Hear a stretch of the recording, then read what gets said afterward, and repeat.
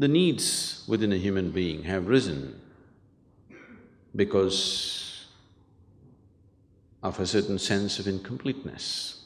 People are forming relationships to experience a certain sense of completeness within themselves. When you have a good relationship with someone dear to you, you feel complete. When you don't have that, you feel incomplete. Why is this so? Because this life, this piece of life, is a complete entity by itself. Why is it feeling incomplete? And why is it trying to fulfill itself by making a partnership with another piece of life? Fundamental reason is that we have not explored this life in its full depth and dimension.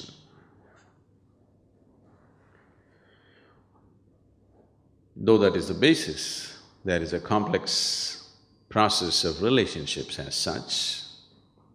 There are expectations.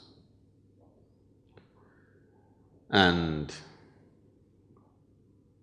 expectations, and expectations, and expectations. The expectations that most people are creating are such that there is no human being on the planet who could ever fulfill those expectations.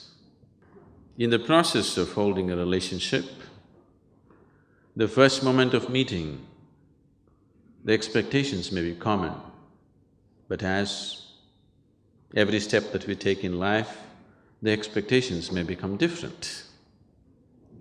Because these expectations keep changing in people, they're not consistent and they cannot be.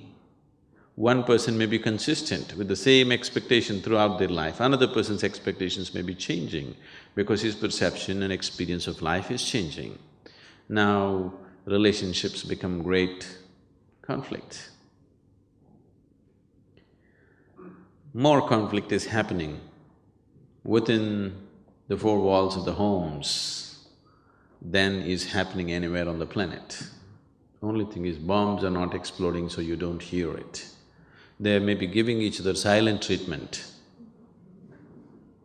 It is happening because people's expectations are changing and they're not changing at the same pace.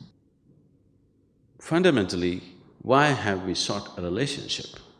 Because you find yourself that without a relationship, if you do not have any kind of relationship in your life, then you become depressed. So, fundamentally you're seeking a relationship because you want to be happy, you want to be joyful. Or in other words, you're trying to use the other as a source of your happiness.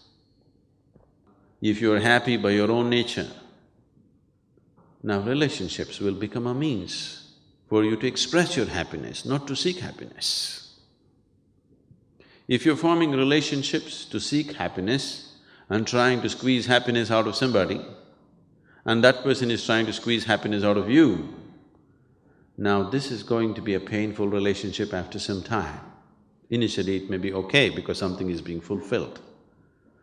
But if you have become a joy by yourself and you're forming relationships because you want to express your happiness, nobody's going to complain about you because you're in the process of expressing your joy, not seeking joy from the other person. So if your life becomes an expression of your joy, not in pursuit of happiness, then relationships will be naturally wonderful. You can hold 1,000,000 relationships and still hold them good. Now, this whole circus of trying to fulfill somebody else's expectations does not arise because if you are an expression of joy, anyway they want to be with you.